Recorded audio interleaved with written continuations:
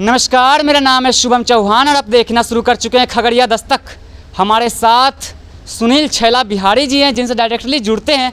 और सबसे पहला सवाल यह है कि सर, देखा जाए तो तमाम जो एक्टर हैं, सिंगर हैं, जो भी मतलब कहा जाए तो पहले से पब्लिसिटी बटोरे हुए हैं, वो ज़्यादातर भाजपा जैसे पार्टियों में जाना पसंद करते हैं, लेकिन आप जनसुराज को चुन रहे हैं, ऐसा क्या वजह है? देखिए, जिनको खुद के लिए कुछ कर रहा है, सत्ता में जाके मलाई, सत्ता का मलाई जिनको चखना है वो भाजपा में जाएंगे। जिनको रियल विकास करना है, जिनको गांव में शिक्षा, स्वास्थ्य, रोजगार की समस्या पे काम करना है, वो जनसुराज में आएगा। क्योंकि जनसुराज पहली बार एक ऐसी पार्टी, एक कल्पना, अभी एक अभियान है। जनसुराज पहली बार एक ऐसी अभियान की शुरुआत हुई जो रोजगार की बात कर रहा है, जो पलायन रोकने की बात कर रहा है। मोदी जी भी बोल रहे थे कि 2 करोड़ युवाओं को हर वर्ष रोजगार मिलेगा। नहीं, मोदी जी बोल रहे थे 2 करोड़ लोगों को रोजगार मिलेगा। यहाँ जनसुराज बोल रहा है कि हम बिहार को बिहार में रोजगार देंगे, बिहारियों को। हमको बिहारियों को बाहर नहीं लेके जाना। ठीक है, मोदी जी रोजगार देंगे तो कहाँ देंगे, उससे मतलब नहीं। यहाँ पर है कि बिहारियों को बाहर क्यों जाना पड़ रहा है। ये सुनिश्चित है कि उनको बिहार में ही रोजगार मिलेगा? एकदम मिलेगा। कि जैसे बाढ़ प्रभावित क्षेत्रों को लेकर आप क्या सोचते हैं, जनसुराज क्या सोचती है? देखिए, जनसुराज के मन में तो अभी बाढ़ की बात आएगी, क्योंकि जब वो शुरुआत उन्होंने किया तो अभी वो बाढ़ आई नहीं थी, अभी बाढ़ आई है।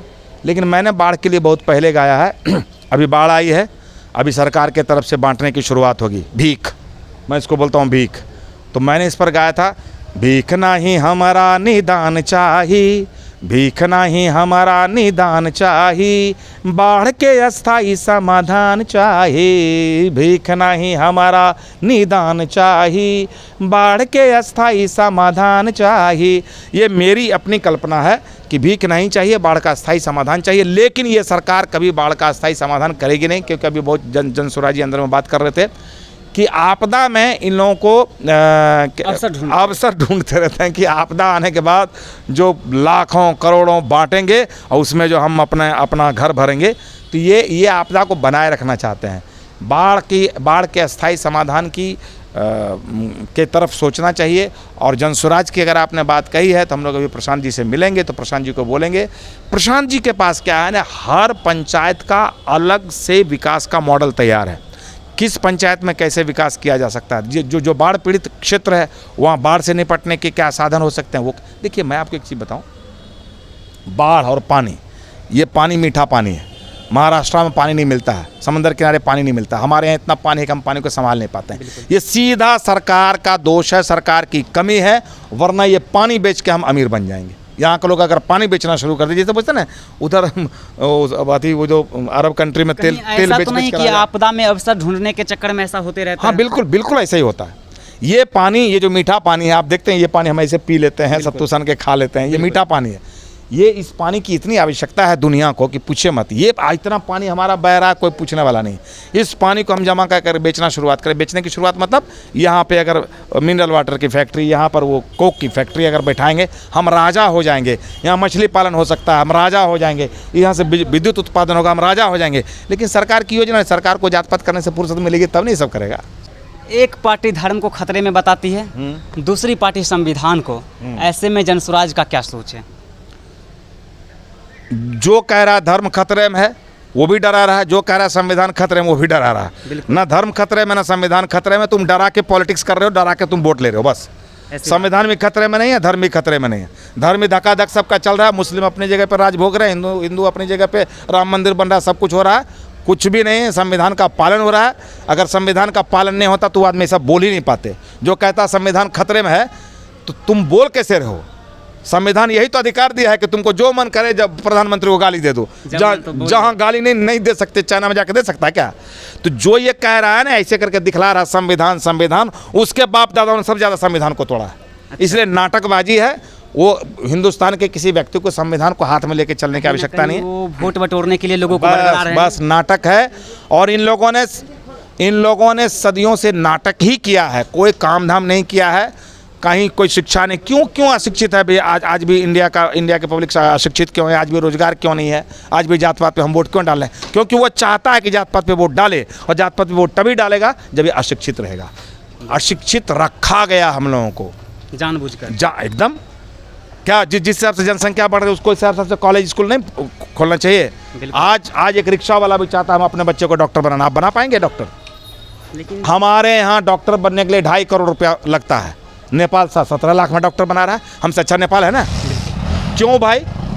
यूक्रेन 30-35 लाख में डॉक्टर बना रहा है, 10 लाख में रूस डॉक्टर बना रहा है, इंडिया में 2.5 करोड़ क्यों? या कोई पूछा? क्यों नहीं पूछा? क्योंकि अशिक्षित, उसको पता ही नहीं, अपने अधिकार और दायित्व के बारे में पता ही नहीं है। अब वो वही चाहता है कि अशिक्षित लोग रहे दूसरे देशों में जाए पढ़ने के लिए।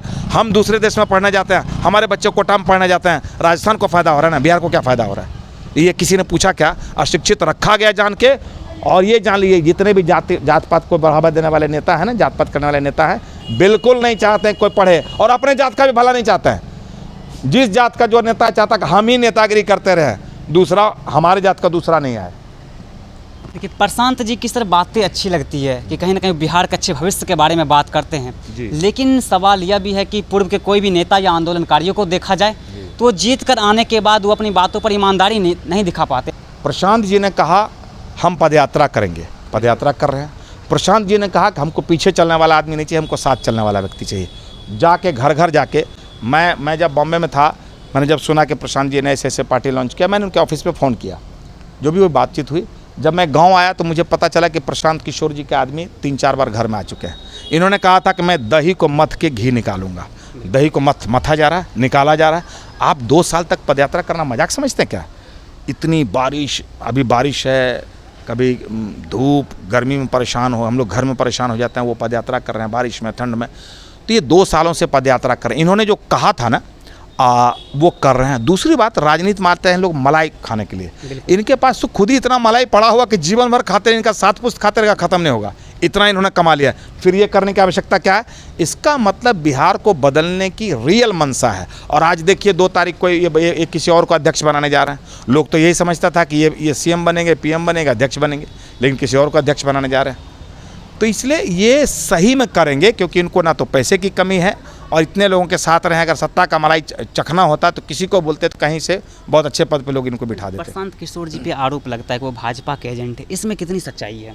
देखिए, इस देश में हम लोगों को यही सिखलाया पढ़ाया जाता है कि दोषारोपण दूसरे पर करना है। मैं तो कह रहा हूँ कि सबसे ज़्यादा प्रशांत जी के आने से भाजपा को ही लॉस होने वाला है। अच्छा। तो जो कह रहा है कि प्रशांत जी भाजपा के एजेंट है, वो दिग्भ्रमित कर रहे हैं लोगों को। लेकिन 100 में 99% देखा जाए तो आरजेडी परिवार तेजस्वी यादव पर ही निशाना साधा जाता है। नहीं, निशाना इसलिए साधा जाता है कि सबसे ज़्यादा जो गलत करेगा उसी को लोग बोलेगा। क्या आप अपने सीने पर हाथ रख के देखिए, सबसे ज़्यादा गलत नहीं हुआ क्या? वो जो 15 सालों का जो शासन रहा, उस शासन में बिहार कहाँ पर है? और आज भी लोग नीतीश कुमार को क्यों वोट देते हैं? सिर्फ वो डर की वजह से कि वो नहीं आए। और नीतीश जी का मतलब कहीं ना कहीं दूसरा ऑप्शन नहीं है लोगों के पास। है, बिल्कुल।